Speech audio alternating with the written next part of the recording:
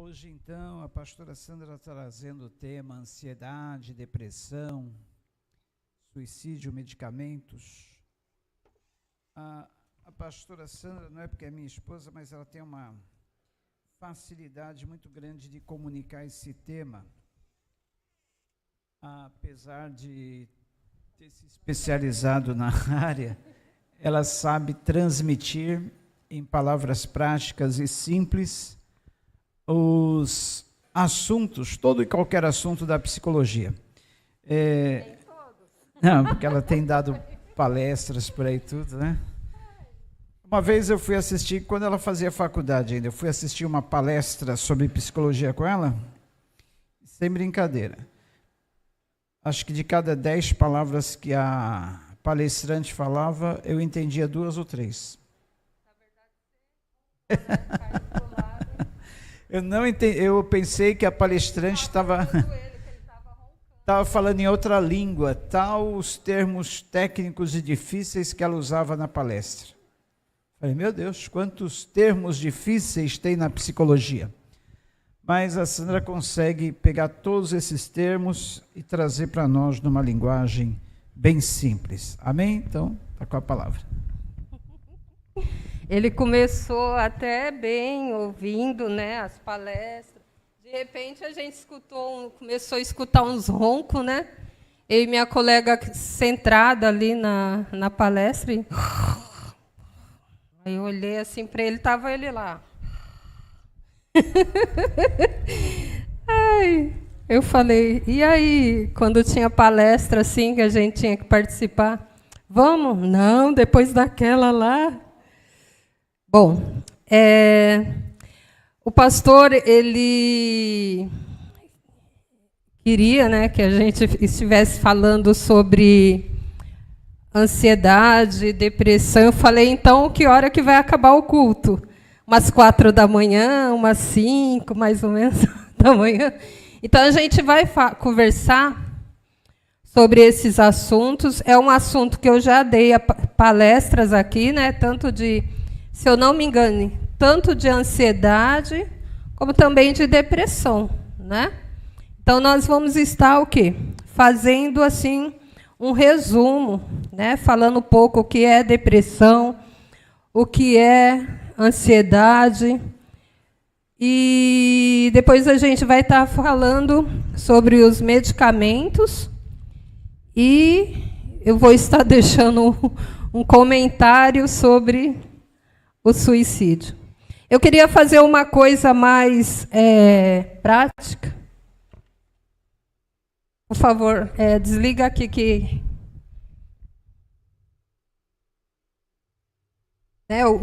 mitos e verdade, mas ainda eu vou conseguir. Algum dia...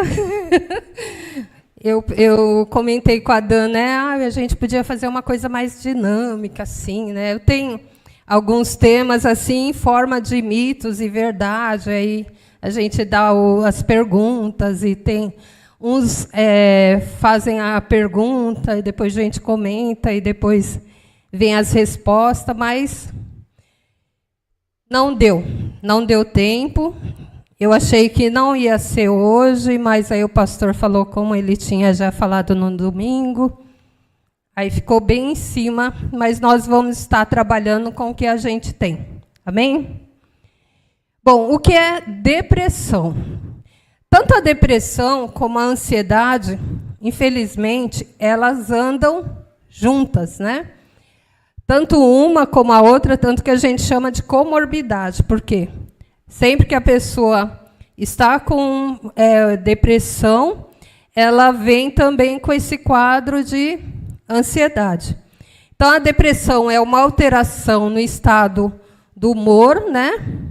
Eu marquei aqui porque, como eu vou falar muita coisa, então eu tenho que seguir.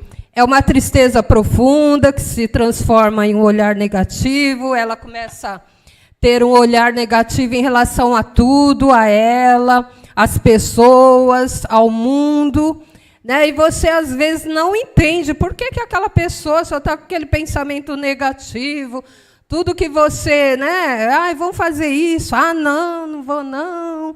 Porque aí começa a falar. Ah, vamos se reunir com a fulana. Ah, não quero, porque você já sabe, já começa aquele monte de negatividade. Ai, que fala do mundo, fala que está, né? A pessoa, na verdade, ela perdeu o gosto pela vida. É como que se essa pessoa passasse a olhar o mundo de uma cor cinza, né? Tudo cinza, não tem graça, não tem sol. Vamos sair, vamos na praia, está sol quente. Para ela é cinza. Então, a pessoa, quando ela está assim, um dia acordei assim, né, desse jeito, com alteração do humor, tal. Então, eu estou com depressão? Não quer dizer isso, que você já tem que sair correndo, ir no médico, no psiquiatra, tal, porque você acordou assim, porque você está 2 dias assim. Não, para a pessoa, para o psicólogo, tanto psiquiatra, diagnosticar essa pessoa com depressão, ela tem que estar mais de 15 dias desse jeito, sem alteração, né? Desse jeito como? Com esse jeito, olhar negativo, né? Eu coloquei algumas coisas: irritabilidade, perda de motivação, falta de energia, isolamento, baixa autoestima, diminuição da capacidade de experimentar prazer, alegria, entusiasmo, perda ou aumento de peso. Não quer dizer que se você está gordinho aí, está ganhando peso, está com depressão, não é isso, né? Então, fica tranquilo também. Aí, essa pessoa, ela chega, uma coisa que eu sempre aconselho é você procurar um clínico geral, tá? Então, você vai... eu estou assim mais de 15 dias, ainda fiquei assim, tomando chazinho, fazendo alguma, né, conversando e tal, mas eu estou mal. Cada dia mais eu perco energia, eu não tenho vontade de nada, a vida está cinza, eu não sei o que está acontecendo comigo. Vai atrás, então, de um clínico geral. Por quê? Porque ele precisa fazer os exames que você já tem costume de fazer, os exames rotineiros, né, para ver a alteração. Por quê? A pessoa pode ficar assim por causa de uma alteração hormonal. Então, por que a pessoa fica no estado de depressão?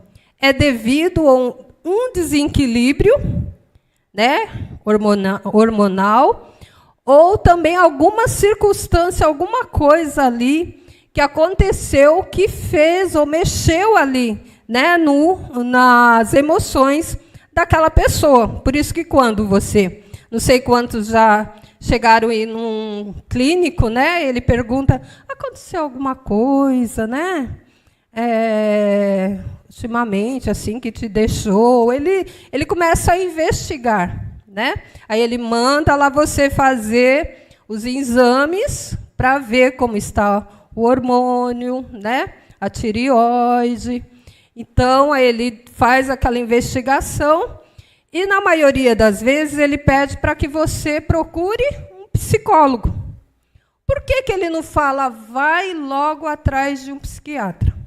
Às vezes, ele faz isso, quando ele vê que o quadro, né, da pessoa está bem avançado. Mas, a maioria das vezes, ele pede, olha, procura um psiquiatra, faz uma indicação para que você vá atrás de um psicólogo. E aí, o que acontece? A pessoa vai, participa lá das psicoterapias e o psicólogo ele vai avaliar se você precisa, né, no primeiro dia não, porque tem gente que vai faz terapia um dia, né? Quanto que a senhora cobra para fazer um dia de terapia? Eu até atendo. Mas o ideal é que você faça um tratamento. Por quê? A terapia, a gente não toma remédio, tem um remédio, né? E tem Não, tem um chazinho, eu esqueci agora, me deu um branco aqui. remédios paliativos, né? Que são remédios mais naturais. Então, a terapia, ela é um meio de você fazer um tratamento sem remédio. Só que 1 dia, 2 dias, 3 dias, é a mesma coisa que você, né? Você toma um chazinho, dá... nossa, fiquei bem. Olha, aquela terapia que eu fiz foi muito boa. Eu só vou agora o ano que vem. Ou o mês que vem, ou daqui 15 dias. Aí a pessoa tem uma recaída. Por quê?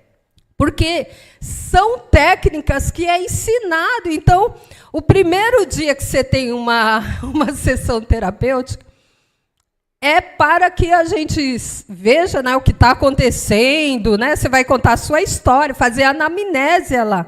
O que está acontecendo, se a família... né? Tem alguém na família que já teve quadro de ansiedade, depressão, então não tem como, né? Mas, se tiveres fé, como um grão de... né? Uma mostarda, eu acredito plenamente. Inclusive, eu falo assim para as pessoas que me procuram que eu não sou Deus. Então, que... a gente pode fazer, sim, aquela terapia, tal, né? Mas Deus está acima de tudo. Ele é os médicos dos médicos, né? Então, eu me coloco sempre ali como um instrumento. Então, vamos lá. Bom, quais são os sintomas principais da depressão? Eu falei, né? Precisa estar mais de 15 dias... nesse estado, ó, as toalhinhas abençoadas que vocês dão aí nos encontros. Né? Tem que estar mais de 15 dias para procurar até, mas lógico que você... eu tenho que esperar mais de 15 dias. Não, se você pode ir no médico, você vai no médico, vai fazendo os exames e tal. E outra coisa, dificuldade para dormir. Bom, eu escrevi aqui, deixa eu ver se foi aqui. Eu escrevi aqui algumas coisas que Aaron Beck, ele acreditava que era uma das causas que a pessoa acabava tendo para entrar num quadro de ansiedade. Então, ele acreditava que os pensamentos, né, negativos da pessoa, quando a pessoa começava a pensar assim, olhava no espelho e falava assim, pensava, nossa, como estou feia. Ia fazer um bolo, errava na receita. Meu Deus, o que está acontecendo comigo?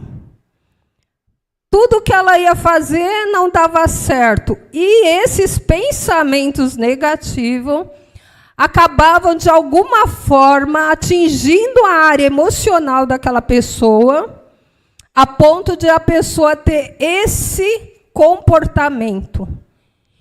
Eu não presto para nada, a minha vida não tem graça, olha como está a minha família, esses pensamentos. E a Bíblia realmente ela fala que assim como o homem se imagina, assim, você vê que o pensamento, né, ele de alguma forma influencia a nossa área emocional. Hoje eu estava atendendo uma criança de 7 anos e uma adolescente. Ambos tinham ali pensamentos negativos. Eu estava conversando, contei uma historinha para a criança, e depois eu falei assim, olha, porque ela estava triste que tinha perdido a avó e está em luto. Só que muito tempo que a avó morreu, mas ele chora até hoje. Aí eu falei assim, olha, as pessoas vão, né, a carne das pessoas vão, o espírito vão, mas elas continuam vivas nas nossas lembranças. Falei, eu perdi meu avô há muito tempo, Mas sabe o que me faz ficar feliz? É quando eu me lembro das coisas engraçadas que ele fazia. Meu avô chegava em casa, eu contando para ele. E ele já ali, né, observando, e falava assim, a gente ia pôr café na xícara de café. Meu avô falava, não gosto de tomar café nessa xicrinha aí, não. Isso daí é para quem quer economizar café. Pode pegar um copo grande ali, encher de café. E eu contando, e o menino dando risada. E eu também me lembro que ele enchia a barriga e falava, agora eu estou triste. E a gente falava, pô, por que o senhor está triste? Estou triste porque minha barriga está cheia. E o menininho começou a dar risada. Aí eu falei assim para ele, você vê que os pensamentos, né? Dependendo do que nós pensamos ou nos lembramos, é que de alguma forma influencia essas nossas emoções. Você viu que quando você começou a acompanhar a minha história do meu avô, você dava risada? Agora conta algumas coisas engraçadas da sua avó. Aí ele começou a contar coisas engraçadas da avó e dava risada. Eu e ele dávamos risada. Por que eu estava fazendo esse exercício com ele? Porque ele acostuma chorar na escola. Às vezes ele acorda chorando, pedindo, né, para estar com ela. Então a gente precisa fazer esse exercício.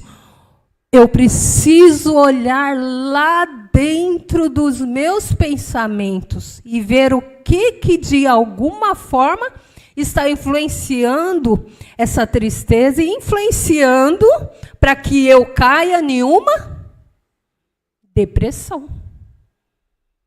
Por isso que Beck, né, eu falo de Beck, é a terapia cognitiva comportamental. Se você pesquisar sobre ela, você vai ver que ela é até mais indicada para trabalhar nessas áreas de depressão e de ansiedade. Porque ela trabalha aqui, nos pensamentos. Uma vez eu estava na faculdade pensando, eu vou ser freudiana ou eu vou ser beckiana? Eu vou ser, né? Vou usar a abordagem de Freud para ser psicanalista ou vou ser terapeuta cognitiva. Só que eu ficava ligada naquilo que batia mais com a verdade. Não que tem algumas coisas da psicanálise que bate também, né? Que a Bíblia fala do ego, né? Do eu e tal. Mas eu me identifiquei mais com essa terapia. Porque, principalmente quando fala em Provérbios, que como o homem imagina. Mas não é só esse versículo que fala sobre a mente. Tem vários versículos que falam sobre a mente. E, de alguma forma, vai influenciando o meu comportamento. O que eu tenho que fazer?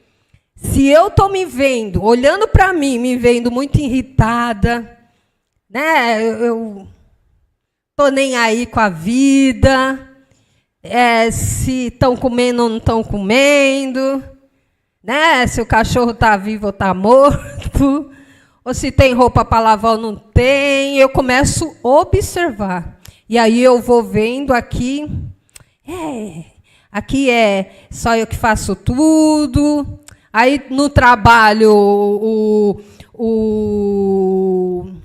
o patrão fala alguma coisa, você fala, mas, meu Deus, eu sou uma inútil mesmo. E começa a deixar isso entrar, já você está aí, tomando remédio controlado. Eu preciso, em todo o tempo, ficar alerta.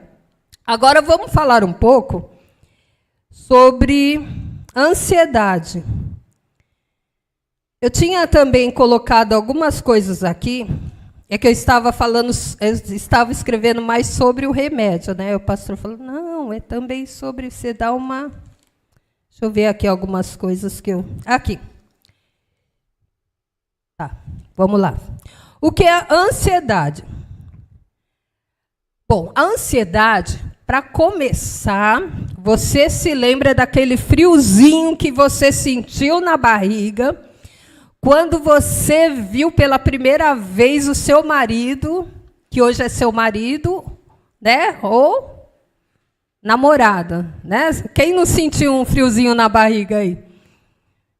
Só não deu um... né? Quando você sente esse friozinho na barriga, é também chamado de ansiedade. Né? Ansiedade. Ai, meu Deus. Ai, eu preciso conhecer, eu preciso... Né? Aí você vai para casa, aí você deita e fica lá. E a mãe pega, olha para você e fala, menino, o que está acontecendo? Está ficando doida? Né? Eu me lembro quando eu conheci o pastor... Eu cheguei em casa toda diferente, mas para mim eu estava normal. E não vi a hora de acabar o trabalho, ir lá atravessar São Paulo para ir para o seminário, lógico, para estudar, né, gente? Para estudar, né? E depois ele vinha, me trazia, e era todo, ia para o trabalho. Gente, eu não me lembro assim de alguma situação que me faça, né, lembrar que de eu estar trabalhando triste. Eu não sei como foi a soldagem que eu fazia, né, que eu trabalhava em esteira, né, de produção, não sei. Mas às vezes dava umas atrasadas, eu acho que eu... né, ficava sodando. Mas essa ansiedade, ela é normal, é até saudável. Né? A não ser se você se prejudicar no emprego, né? Ficar lá, hoje em dia, naquele tempo não tinha celular para ficar no WhatsApp, né? Hoje tem celular, agora se você ficar o tempo todo lá no celular...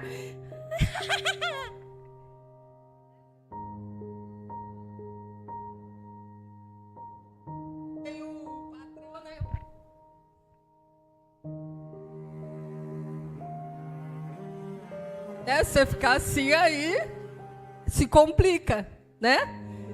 Mas não é saudável se te prejudicar. A outra coisa que é a ansiedade, uma coisa que a gente chama que é tolerável, né? É a ansiedade de quando você fica preocupado.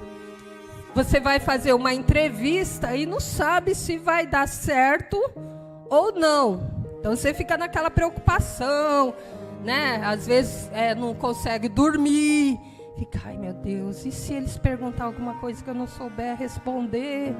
Né? Hoje, há pouco tempo foi descoberto um transtorno que é de personalidade evitativa. São pessoas que elas nascem com essa personalidade de evitar. Então essas pessoas... elas evitam conflito, faz de tudo. Só que isso não é saudável, nenhum lado, né? Porque a Bíblia também fala assim, ó, se a paz depende de vós, não é isso que eu estou falando. É da pessoa que acaba se submetendo até coisas erradas para não ouvir crítica. Então, é algo grave. E tem muitas crianças que estão nessa situação. E essas pessoas, elas sentem muita ansiedade. Então, tem pessoas que vão fazer entrevista, ela sente essa ansiedade, normal, fica pensando, ai, e se não der certo? Ai, e se fizerem alguma pergunta que eu não souber responder? E fica naquela ansiedade, coração dispara, você começa a suar, né? Outra ansiedade saudável é quando você pensa... que você vai dar uma palestra na sua própria igreja e sente essa ansiedade toda, né? Você fica suando, né? É uma coisa saudável. Eu vou dar palestra nas igrejas fora, não sou nada, mas aqui não sei. Eu preciso fazer um tratamento, procurar uma terapeuta, né? Mas essas ansiedades, elas são normais. Fazem parte, apesar que o Senhor Jesus fala... não andeis ansiosos por coisa alguma, quer dizer, A gente precisa colocar diante dele todas as coisas. Mas, né, você consegue ter um controle e tal, mas não é saudável no sentido espiritual, que você sofre. Mas a ansiedade, ela foi criada com um propósito. Qual é o propósito da ansiedade? De defender, não é de ficar suando quando vai dar palestra, não é de ficar suando quando vê o seu amado, a sua amada, mas ela é um dispositivo, uma forma de defesa, um mecanismo de defesa. Por quê?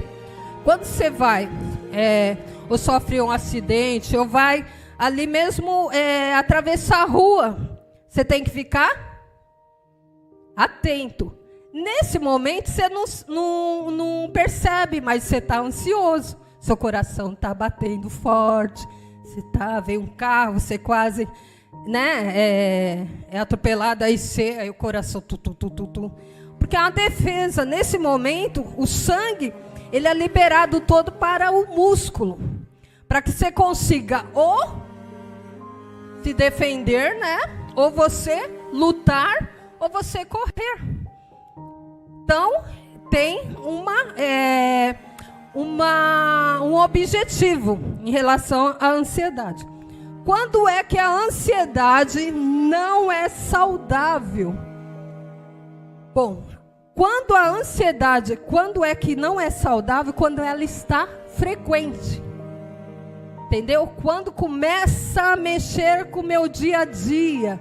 Quando eu não consigo fazer simples tarefas, que é cuidar da casa ou trabalhar, porque eu estou ali com o coração disparado, o medo acervado, né? Preocupações excessivas. Eu coloquei assim várias coisas aqui. Eu vou colocar porque eu sei assim, quando a pessoa chega no consultório e fala, quais são os seus sintomas? Sudorese, coração disparado, tremor na perna, preocupações excessivas, medo assim inexplicável, eu não consigo dormir, eu tenho vontade de andar, de correr, não consigo ficar sentado, eu tenho que levantar, eu não consigo descansar, minha mente fica com pensamentos acelerados, então é um monte de coisa que vai rodando na minha mente, me dá uma vontade de tirar a minha vida, eu não consigo mais viver normal, não consigo, eu não sei se eu sento, eu não sei se eu levanto e fico assim. Então, essa pessoa está num quadro muito avançado, né, de ansiedade. Então, eu coloquei aqui alguns sintomas a mais. Espera aí que eu sou aqui. Aqui, ó. Quais são? Preocupações excessivas, tensão ou medos exagerados. Não é um medinho, é um medo exagerado. Quando é que algo assim passa a ser uma patologia, uma doença? Quando isto que é normal, que era só um friozinho na barriga, né, um suorzinho, se torna excessivo. Tudo é muito exagerado.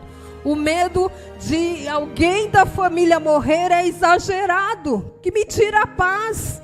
O medo de que um filho vá para a escola trabalhar, ou seja, é exagerado. O coração fica o tempo todo ali acelerado. Sensação contínua de que algo de mal vai acontecer. Então a pessoa fica com aquele pressentimento o tempo todo. Ai, meu Deus, uma coisa vai acontecer. Ai, eu estou sentindo. Então, isso daí vai tirando cada vez mais a paz. Medo extremo de objetos ou situações, né? Que aí já entra onde? Nas fobias, né? É medo de estar no meio de muitas... de multidões, né? Agorafobia, fobia social, que é o medo de falar na frente, araquiofobia, e olha, tem tanta fobia, tem tanafobia, que é medo da morte, ou de conceitos sobre a morte. Então, se alguém chega, morreu, e aí alguém fala, ai, você conhece o fulano de tal? Esse dia aconteceu comigo. Eu fui comprar banana e laranja para o pastor, e eu estou lá, né, escolhendo a laranja. Aí vem uma irmã, oi, eu não sei se ela é irmã. Ela veio, me rodeou, comprou lá as coisinhas que ela ia comprar, encostou perto de mim. Eu, então, e aí, como você tá? Que a gente conhece ela. Eu tô bem, tá, não sei o quê. E eu lá escolhendo, ela já. Você conhece a fulana de tal? Falei, não. Ela mora ali. Morava. Eu já imaginei, já, né? Lá ali, perto, não sei de quem, que eu também não conhecia. Não conheço. Mas ela era baixinha, gordinha, não sei o quê. E eu escolhendo, né? Não conheço. É mãe de fulano de tal. Me deu vontade de dar um ataque de, sabe? Falei, não conheço. Então morreu. Falei, ai, nossa, que triste, né? É triste, né? É triste. Pessoa morrer assim, né? Mas o que eu achei engraçado é que eu não conhecia e ela queria, sabe? Falar, sabe? Se eu tenho essa fobia, esse tipo de fobia, na hora o que acontece com o meu coração? Começa a disparar. Começa a dar medo. Eu começo a pensar que eu vou morrer também. Entendeu? E tem gente que você está lá no açougue, chega, e aí começa a contar. Eu já tive paciente que chegou lá, eu já estava seguindo o tratamento e chegou na semana, principalmente no começo da Covid, né? Que, ai meu Deus, eu não vou aguentar. Porque, o vizinho chegou perto de mim e eu fiz de tudo para ele não falar e ele falou que não sei quem tinha morrido, eu conheço, desde criança. Aí começou. Então, tem isso também. Por isso que a gente tem que ter muito cuidado, né? Principalmente quem gosta de levar notícias, né? De tragédia, a gente tem que levar coisa, né? Assim. Lógico que quando alguém, como eu já falei aqui, né, uma pessoa que você, da igreja, coisa assim, né? Mas gente que você não conhece, que, né, a pessoa precisa marcar um terapeuta e falar todo mundo assim que ela... Mas existe medo da morte, medo de que vá morrer também com essa mesma situação, e está no quadro de ansiedade. Falta de controle sobre os pensamentos ou atitude, é o que eu falei de pensamentos acelerados, dificuldade para realizar tarefas específicas, como falar em público, como eu falei, fazer tarefas em casa, normal. Então, quando a pessoa está assim, mais de quanto? Não é que você vai ficar 15 dias, né, indo no pronto-socorro, como já aconteceu comigo. Eu fiquei mais de um mês. Há mais de 10 anos, né? Eu não sabia, até que eu pensei em falar com a Maria, falar com a Meire, que já tinha tido esse quadro de ansiedade. E elas foram conversando comigo e vendo e falando para mim, olha, é assim mesmo, mas você vai ficar bem e tal. E orava comigo. E essas pessoas, elas precisam de apoio e sentir que elas estão sendo amparadas, entendeu? Não pode, principalmente você que está assistindo aí, talvez você conheça alguém e fica criticando, sabe? Vai trabalhar, que você fica bem, vai orar, vai ler a Bíblia, né? É que não tem que pensar, ficar assim, desse jeito. Eu nunca fiquei doente. Já trabalhei na roça. Já vendi não sei o quê. Já fiz... já plantei feijão, mandioca e não sei o quê. E nunca fiquei doente. Então... E que bom que você nunca ficou doente. Mas, às vezes, a pessoa... É uma coisa assim. A pessoa, devido a esse desequilíbrio, né, hormonal ou alguma situação pós-traumática, ela acaba ficando assim, nesse quadro de ansiedade. Eu me lembro na época que eu entrei, irmãos, eu pegava a mão do pastor, ora por mim, bem, expulsa esse demônio de mim, mas não era demônio. O próprio Deus falava comigo, eu estou aqui contigo. Era como se eu tivesse entrado em um portal negro, escuro, e não conseguia achar novamente a porta. Me lembro uma vez que eu fui no Play Center e tinha aquela mulher que virava um macaco. Não sei quantos de vocês chegaram a ir no Play Center. A monga. Eu comecei a ver aquilo, tá aí nos pelos assim. Eu era adolescente. Falei, meu Deus, só pode ser de um demônio. Aí fiquei na porta assim, procurando a saída. E não consegui achar. Só achei quando me empurraram. Quando me empurraram, eu achei a saída, que era tudo escuro, e eu olhar para a mulher. Ai, gente, misericórdia. Mas quando você está num quadro de ansiedade, é como se você entrasse num lugar escuro e não tem saída. É como se sua vida estivesse terminando ali. E não é nada disso. Não é nada disso. Se você está em um quadro de ansiedade, tem cura sim para você. Tome posse da verdade. Porque eu fui curada através do Senhor Jesus. Não digo que eu não sou ansiosa. Eu já venho de uma família ansiosa. Pensa numa família que eu lembro da minha avó, que eu chegava na casa dela e o zoinho da minha avó estava assim. Falava, avó, a senhora está bem? Não, eu tomei leite magnésia porque eu estou com prisão de ventre. Ah, vó. Aí, vó, a senhora está bem? Não, que eu fui no médico porque eu acho que eu estou com não sei o quê. Vivia assim, ó, os olhinhos da minha avó. Então na verdade, a minha avó tinha o quê? Ansiedade. Então, às vezes, a gente tem essa ansiedade e não conhece. E por não conhecer, você fica desesperado. E eu ia todas as semanas no pronto-socorro e chegava lá, fazia elétrico, fazia um monte de coisa, exame, não sei o quê, e não dava nada. A senhora não tem nada, a senhora precisa procurar um terapeuta. E na época, para mim, psicólogo era de doido, agora eu estou passando a mesma coisa, né? Porque as pessoas pensam a mesma coisa, né? Eu ficava assim, não, mas eu não estou doida. E que bom, quando você pensa que não está doido, ou perguntando se está, você está bem, tá, ó. Porque o doido nunca pergunta se está doido. Para ele está rindo, falando sozinho, e está normal. Doido é quem está olhando para ele assustado, mas ele está, né? Ele está ali até apresentando, aqui, esse aqui é meu namorado. Seu namorado? É.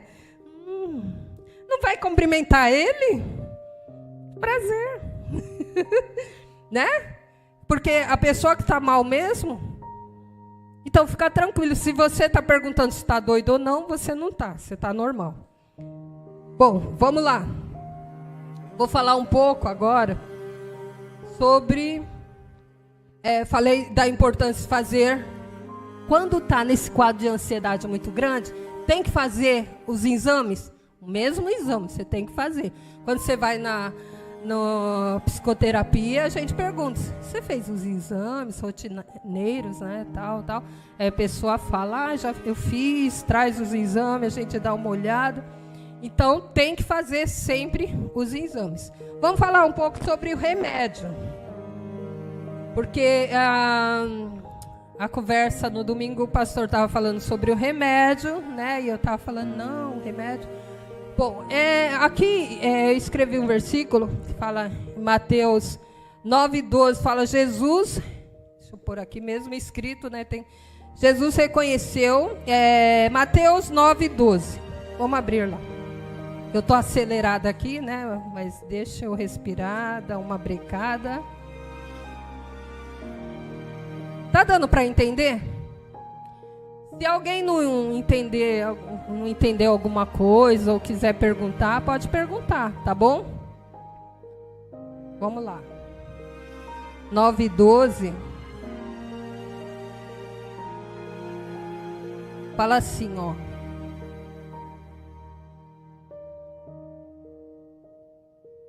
Então ele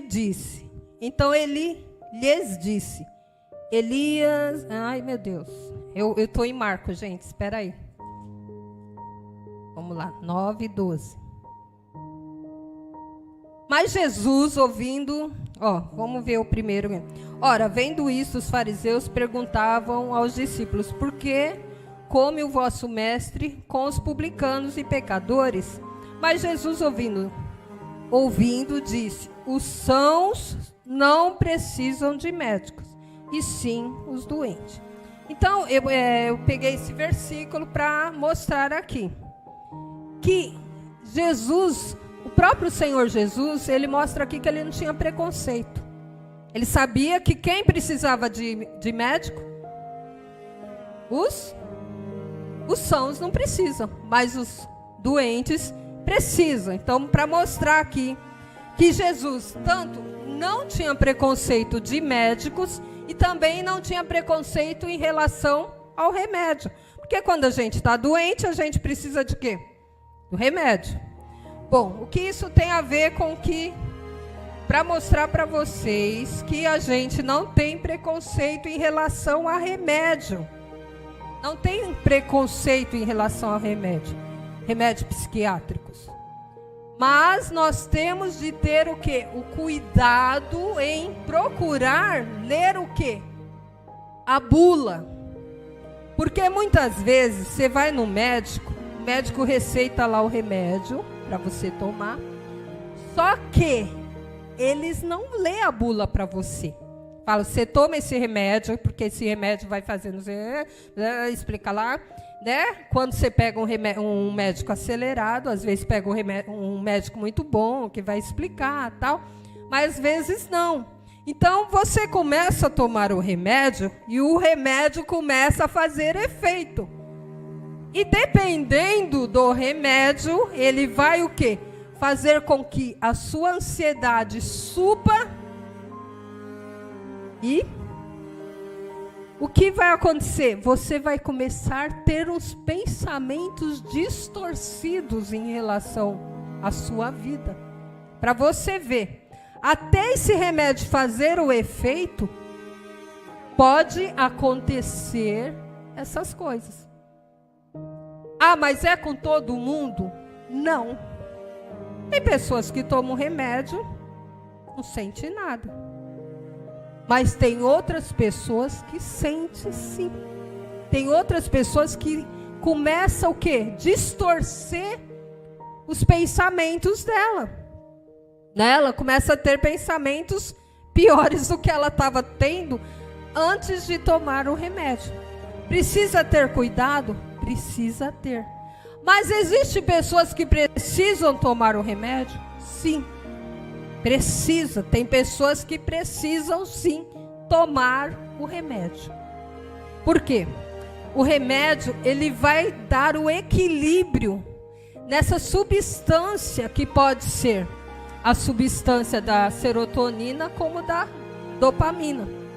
Então, ela pode não estar fazendo lá o trabalhinho dela, te dando, né, o bem-estar, né, a motivação. E aí, esse remédio, ele vai o quê? Trazer esse equilíbrio. Ah, mas é assim, a pessoa está ansiosa, ou ela está deprimida, depressiva, ela vai no médico, ela toma o remédio, já faz o efeito? Não. Então, tem também isso aí. Ah, então, e o primeiro remédio que ela toma, já vai dar todo o equilíbrio, que também não. Por isso, precisa o quê? Ter o acompanhamento com o psiquiatra, se for, né? Se você for lá, se indicarem para que você vá para o psiquiatra. Ele precisa estar controlando para ver se está dando certo ou não. Então, isso quer dizer que eu não posso chegar na minha vizinha que toma remédio controlado e falar: olha, eu estou com muita ansiedade, tem como você dar umas cápsulas do seu remédio para mim? Você entendeu? Porque isso é perigoso. O que aconteceu com uma menina que eu fazia acompanhamento? Ela dava as crises na época de férias da faculdade. E aí a avó não sabia o que fazer. Porque quando tinha férias, a faculdade entrava de férias, a gente não atendia. Enquanto ela estava fazendo terapia, ela conseguia.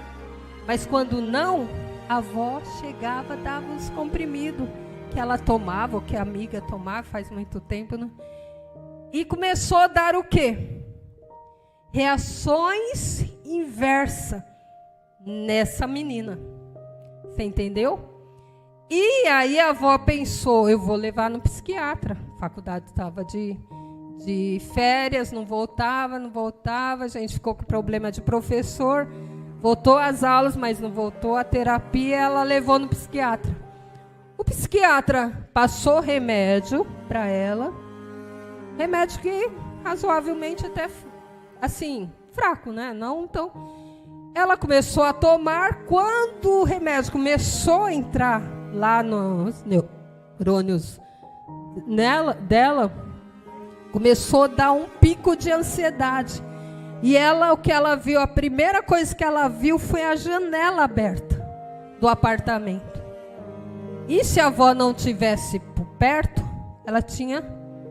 Então ela estava assistindo TV e ela falou que na hora deu um pico de ansiedade, que a vontade dela era só tirar a vida dela. E ela foi em direção, eu fico arrepiada quando eu lembro disso. Ela foi em direção à janela. E a avó viu e foi mais rápida, segurou. Só que muitos dos médicos, eles não falam. E tem remédios que dão essa... Mas só remédio psiquiátrico? Não. Às vezes até o dipirona. Eu estava lendo a bula de dipirona. Pode dar... Gente, vocês não têm ideia de coisas que a gente pensa assim, compra na farmácia por R$2, R$3. Eu vou levar um dipironinha lá para casa, porque qualquer coisa, uma dorzinha, né? Aí dá uma dorzinha no dedão, outro dia aí você vai lá. 30 gotinhas, mais 30 ali, 30 aqui. Quando você vê, seu coração tá... Eu peguei um artigo sobre alguns remédios. Deixa eu ver só aqui, ó. Então Jesus reconheceu que os médicos são para os doentes, não vemos ele condenando. Isso não quer dizer que você deve confiar inteiramente nos médicos. Ai, pastora, que palavra maravilhosa. Amanhã eu vou no meu médico e vou falar para ele: estou em suas mãos. Se o médico fala que você tem alguma coisa, você tem que procurar, principalmente se qualquer que seja a doença. É importante você procurar outras opiniões de outros profissionais. Por quê? Essa semana eu estava atendendo uma mãe que estava falando tal em relação à filha que eu vou começar a atender. E o primeiro atendimento é com os pais. E ela falou que a filha, que foi procurar um médico, né? Psiquiatra passou remédio para ela, para a filha, ainda xingou a psicóloga, falou: achei uma falta de ética, né? E aí a menina começou a tomar os remédios, começou a dar uma reação inversa nela, isso agora há pouco. Aí o que aconteceu? Ela foi depois procurar a opinião de outro profissional, psiquiatra. E aí a psiquiatra olhou a situação da menina e falou: mas essa situação que ela está passando não precisa de remédio. Você vê? Então, você vai no médico, procura, o médico falou que você está doida, que você, você é bipolar, já aconteceu também, é muita história. Pessoa diagnosticada de bipolaridade, e aí vai no outro psiquiatra, o psiquiatra fala, não, você não tem bipolaridade, não, mas onde que é? Você entendeu o perigo? E ela tomando o quê? Remédio para Porque hoje em dia é assim. Se você está feliz num dia, acorda no outro dia de mau humor. Bipolar só pode ser. E bipolar não é isso não, gente. Sempre tem o tempo de permanência sem alteração. Aí tomou remédio. Outra, esquizofrênica. Você viu, de repente, uma barata. Só que não era uma barata. Não era nada. Na minha casa não tem barata. Aí o médico falou, é de esquizofrenia. Foi lá tomar. Mas quase ficou. Você entendeu? Então, é importante você procurar opinião, outras opiniões, outros médicos. Por isso que é importante, em vez de você já ir de cara no psiquiatra, procura um bom psicólogo, tá? E aí ele vai o quê? Através dos atendimentos, ele vai fazendo a avaliação. Eu conheço uma psicóloga que é ótima, ótima mesmo. Só não é 100% porque não é Deus. É melhor não falar. Vou falar, de repente você conhece, é brincadeira. Mas eu procuro fazer o melhor. Então, qual o papel do medicamento? Combater ou equilibrar algumas substâncias que não estão funcionando como deveria. Mas eu devo correr para o psiquiatra, como eu falei. Logo de cara, não. O que devo fazer? Procurar um clínico, isso daqui eu já falei. Se Deus permitir que os médicos... em relação a preconceito, se Deus mesmo que criou os médicos, né? É importante que... E eu separei aqui um artigo que fala sobre medicamentos. Eu vou só ler um pouco umas coisas que eu achei interessante.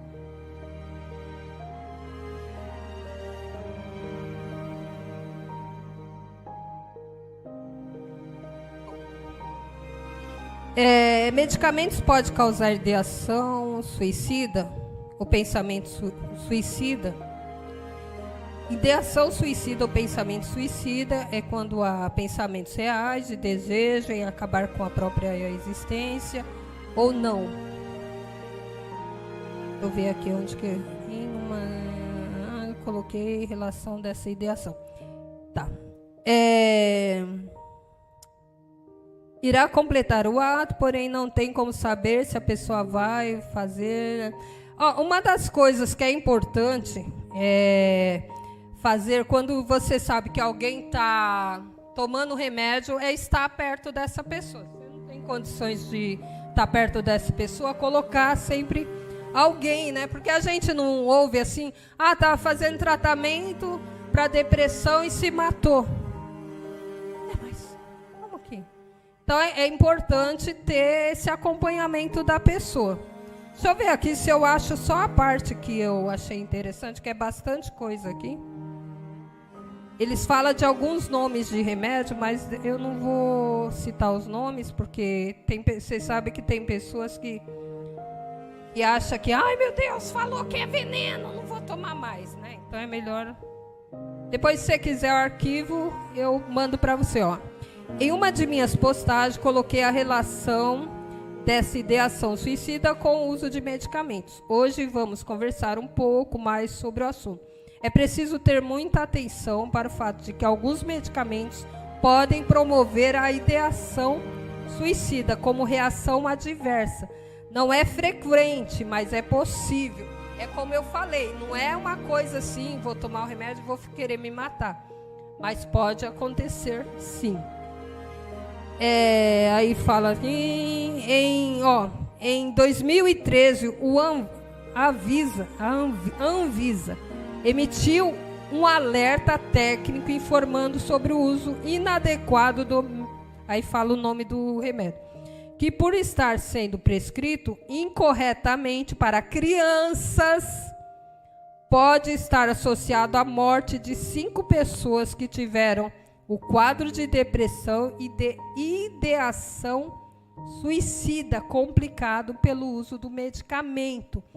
Então, eu preciso de segunda opinião de um profissional? Preciso sim, né?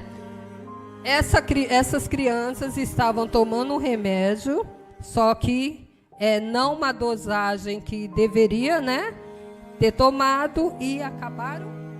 Não deu uma epidemia aí de crianças se matando. Fora isso, por exemplo, se a criança ela está com depressão, a pessoa me leva lá, olha, doutora, minha filha, eu acredito que esteja com depressão, tal, gostaria que a senhora diagnosticasse, tal, eu vou fazer o tratamento. Tal. A senhora acha que ela precisa tomar remédio? Bom, por enquanto, acredito que não. Vai, tal. Se eu estou vendo que a pessoa está melhorando, não vai tomar remédio. Se eu vejo que está ruim, vai tomar remédio. Mas a maioria das pessoas chega lá e fala assim, olha, eu trouxe a minha filha, já levei no psiquiatra. Já está tomando remédio. Então já está muito mal. Porque nem sempre aquele medicamento é necessário. Às vezes a criança está cheia de dopamina, cheia de serotonina, mas o coração dela está apaixonado por alguém. E ela está lá na flor dos hormônios. E aí fica deprimida, não quer comer. Aí começa a fazer terapia e ela começa a se abrir. Sabe por que eu estou assim? Porque eu amava o Fernandinho. E o Fernandinho ama a Joaninha. E aí, ele não olha pra mim. Ai, eu já perdi a vontade de viver. E a terapia vai fazer trabalhar. Você vê que coisa simples, muitas vezes, leva lá pro psiquiatra. E o psiquiatra for bom, ele vai o quê? Fazer uma entrevista. Ele vai ver a história, né, daquela pessoa. E aí vai ver que não precisa de remédio.